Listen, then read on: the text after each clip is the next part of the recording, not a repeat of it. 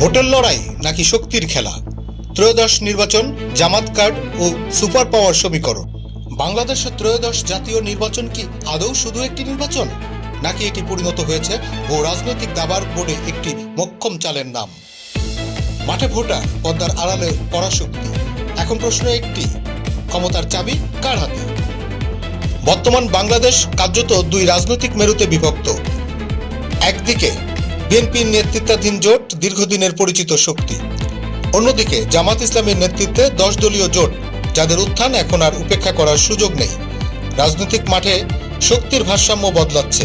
প্রশ্ন উঠেছে, কার হাতে রয়েছে বাস্তব জনসমর্থন আর কার পেছনে আছে আন্তর্জাতিক আশীর্বাদ? বিভিন্ন জরিপে উঠে আসছে অস্বস্তিকর তথ্য।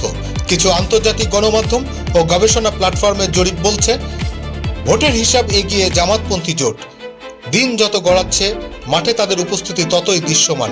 বিশেষ করে তরুণ ভোটার ও গ্রামভিত্তিক জনপদে সমর্থন বাড়ার ইঙ্গিত দিচ্ছে এসব জরিপ। এগুলো কি নিছক পরিসংখ্যান, নাকি রাজনৈতিক ভূমিকম্পের আগাম সংকেত?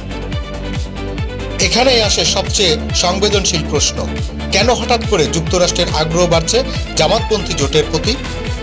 কূটনৈতিক সূত্র ও বিশ্লেষকদের ভাষ্য, আমেরিকার প্রতিনিধিরা এই জোটের বিভিন্ন স্তরের সঙ্গে যোগাযোগ বাড়াচ্ছেন। প্রকাশ্যে কিছু নয়, সবই নীরব কূটনীতির ভাষা।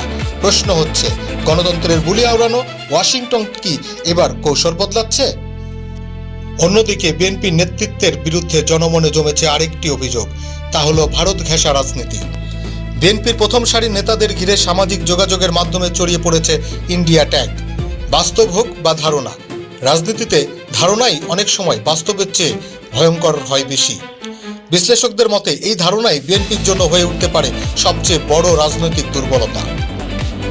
বিশ্ব রাজনীতিতে ভারত ও যুক্তরাষ্ট্র মিত্র, কিন্তু নিঃশর্ত নয়। দক্ষিণ এশিয়ায় প্রভাব বিস্তারের প্রতিযোগিতা স্পষ্ট। বিশ্লেষকদের একাংশ মনে করেন, ভারতকে কৌশলগত চাপে রাখতে যুক্তরাষ্ট্র বাংলাদেশের রাজনীতিতে বিকল্প শক্তিকে সামনে আনতে পারে। সেই বিকল্প কি জামাতপন্থী জোট? এটা কি নিছক রাজনৈতিক বিশ্লেষণ, নাকি পর্দার আড়ালে বাস্তব সমীকরণ? এই প্রশ্ন এখন আর এড়িয়ে যাওয়ার নয়।